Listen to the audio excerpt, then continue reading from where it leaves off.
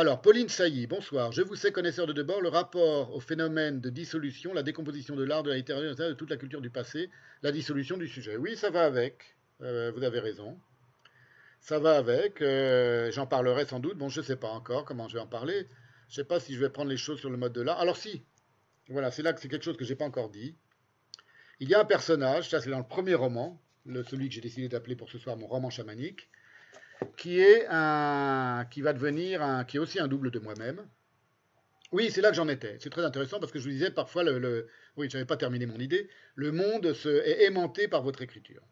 J'avais imaginé donc ce premier roman commencé en 2008, roman chamanique, vous voyez, qui tient sur plusieurs cahiers, un personnage qui est très riche, qui est extrêmement érudit, c'est une sorte d'aristocrate de l'esprit et de la littérature, et qui est un grand passionné de Balzac. Pourquoi Balzac? Parce que à l'époque, en 2008, je venais de terminer de lire tout Balzac. Ça m'a pris 10 ans. J'ai lu tout Heidegger et tout Balzac, enfin pas tout Heidegger, mais beaucoup de Heidegger, et quasiment tout Balzac en 10 années. Et donc je voulais écrire aussi autour de Balzac. Ce personnage imaginaire va, à compte d'auteur, rédiger une immense encyclopédie balzacienne où il va parler de tout ce qui concerne Balzac. Serait l'équivalent, c'était l'équivalent, mais je ne sais pas si ça existait à l'époque, parce qu'on était en 2008-2009, de ce qu'on a fait avec le dictionnaire amoureux de ceci, de cela. Donc là, c'est un type, il fait une encyclopédie balzacienne, mais sur forme d'essais, de petites notules, de choses comme ça, et en plusieurs couleurs. Donc ça devient un roman, un livre, pardon, très luxueux, où il y a plein de couleurs, du doré quand il parlera de la biographie de Balzac, quand ce sont des commentaires à un roman de Balzac, du violet, etc., imprimé en quadricomie, et il le donne gratuitement à qui le lui demande, à la condition qu'on lui écrive une lettre à la main, tout ça imaginé en 2008 dans ce premier roman, en lui disant, cher monsieur, j'adorerais avoir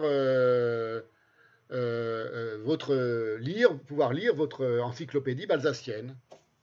Dans ma tête, la typographie de cette encyclopédie, ça reprenait un peu le Talmud de Babylone.